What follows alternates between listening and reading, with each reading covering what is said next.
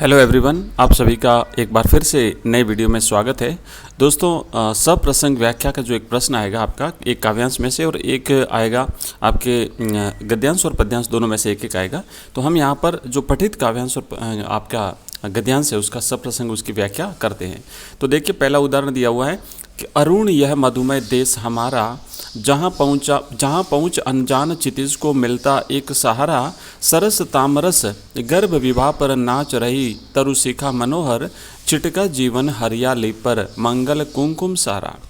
तो इसमें आपको सबसे पहले तो क्या करना है कि उत्तर लिख देना, और उत्तर लिखने के बाद में आपको इसमें 3 चीज़ें लिखनी होती है: संदर्भ, प्रसंग, व्याख्या, और फिर नीचे आपको लिखना होता है विशेष, क्योंकि इनके सबके अपने अपने नंबर होते हैं। ठीक है, संदर्भ के अलग नंबर है, प्रसंग के अलग नंबर है, व्याख्या के अलग नंबर है। तो इसी तरीके से करिए जैसा यहाँ पर मैं आपको बता रहा हूँ।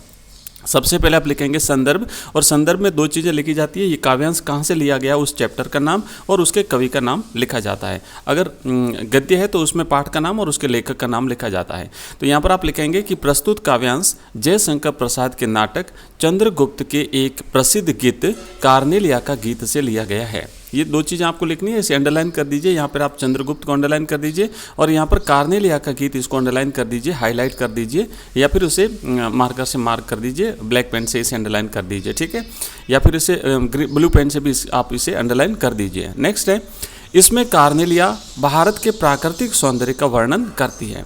आगे लिखेंगे कि सिंधु नदी के किनारे वृक्ष के नीचे बैठी हुई कार्नेलिया भारत की महत्ता का वर्णन करती हुई गा रही है कि यह हमारा भारत देश कितनी मधुरता से भरा हुआ है, यहाँ कितनी लालिमा फैली है। प्रातःकाल का समय है, वृक्षों की ऊंची ऊंची सुंदर चोटियों पर सरस सुनहरी आभा फैली हुई है। यह मनोरम भारत देश सबको आश्रय देता है।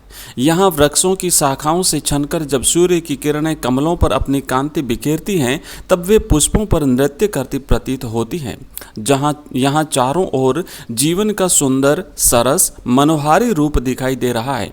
जैसे सभी और सौभाग्य सूचक रंग अर्थात कुमकुम फैला हो, यहाँ प्रातः काल की शीतल मंद सुगंधित पवन बह रही है। ठीक है, तो ये व्याख्या करिए और अब आप विशेष लिखेंगे कि भारतवर्ष की महत्ता और राष्ट्र प्रेम का वर्णन किया गया है। आगे लिखेंगे छायावादी शैली में प्रकृति का सुंदर चित्रण हुआ है। नेक्स्ट लिखेंगे संस्कृत निष्ठ परिष्कृत एवं लाक्षणिक भाषा का प्रयोग हुआ है। और अंतिम पॉइंट लिखेंगे कि प्रस्तुत कविता में अनुप्रास, रूपक और मानवीकरण अलंकार का प्रयोग हुआ है।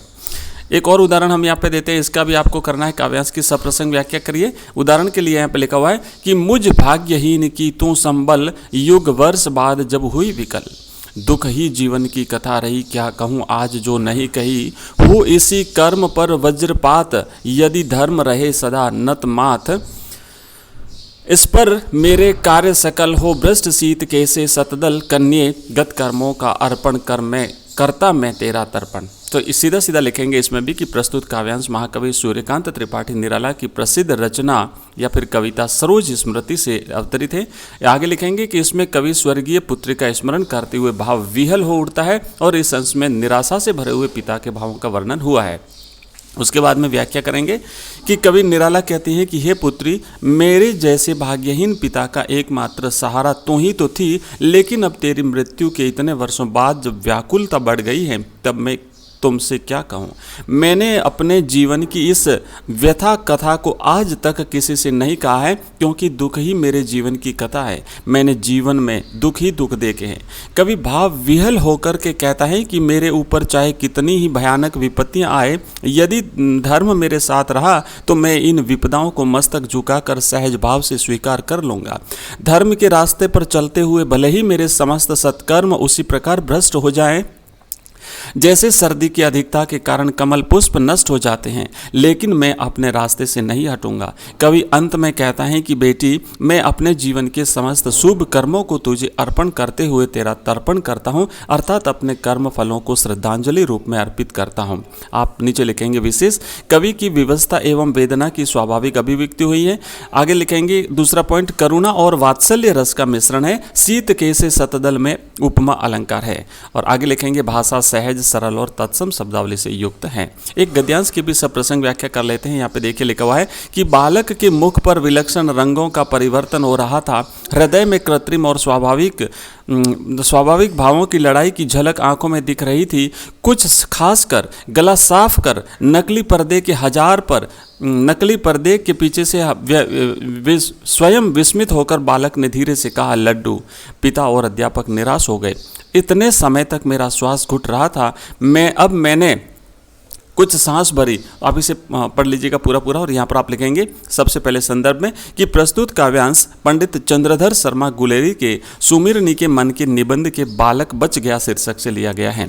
इसमें प्रश्नों के उत्तर देने पर बालक से इनाम मांगने के लिए जब कहा गया तो बालक ने जो स्वाभाविक प्रवृत्ति थी उसी को व्यक्त किया, उसी का वर्णन इस पंक्तियों में किया गया है। तो लिखेंगे कि जो वृद्ध द्वारा इनाम मांगे जाने की बात सुनकर के बालक के हृदय में एक द्वंद्व की स्थिति उत्पन्न हो गई। रटे हुए उत्तर देते रहने से तो उसके हृदय में बनावटीपन का भाव व्याप्त हो गया था और बालक वृत्ति के कारण उसमें स्वाभाविक भाव भी उमड़ रहा था। ये दोनों ही भाव उसके चेहरे पर साफ झलक रहे थे। अंत में बालक को अपनी स्वाभाविक प्रवृत्ति रुचि के अनुरूप बोलने के लिए हिम्मत जुटानी पड़ी। खासकर गला साफ कर उसी के लक्षण है। इस तरह कृत्रिमता की जकड़ में रहे बालक ने चकित होकर धीरे से इनाम के रूप में लड्डू की मांग रखी, जो कि उसकी उम्र और स्वाभाविक रुचि अनुसार मांग थी। लड्डू की यह मांग उसके पिता और अध्यापकों को अप्रत्याशित लगी और इससे उन्हें निराशा हुई। लेखक कहते हैं कि बालक की रटन विद्या को देखकर अब उन्हें घुटन हो रही थी, परंतु बालक द्वारा लड्डू की मांग करते देखकर सुख का अनुभव हुआ। शिक्षकों ने बालक को बाल सुलभ स्वभाव के विपरीत आचरण करना सिखाने में कोई कमी नहीं छोड़ी, पर अभी उसकी बाल सुलभ प्रवृत्तियां पूरी तरह से दबी नहीं थी। उस पर बालक का वह मनोभाव बुद्धि की शुष्कता और सूखे काठ की अलमारी का खड़खड़ाहट न होकर हरे भरे वृक्षों की सरसता और मधुर स्वरों का प्रतीक था। इससे भविष्य की संभावना व्यक्त होती है। और फिर देखेंगे यहाँ लेखक ने बालकों की प्रवृत्ति से संबंधित सूक्ष्म बातों को स्पष्ट किया है। श्वास घुटना, गला घोटना जैसे मुहावरों का प्रयोग से वर्णन में जीवंतता, लाक्षणिकता और चित्रात्मकता आ गई है। ठीक है, तो दोस्तों ये थे कुछ वीडियोस जिसमें हमने सप्रसंग व्याख्या देखी और इसमें से कुछ आ जाएगी आपकी। और इसी के साथ आपको best of luck and thank you bye. एक और है जिसे अगर आप देखना चाहें तो देख लीजिएगा। ठीक है, धन्यवाद आप सभी का, बहुत बहुत धन्यवाद, थैंक यू।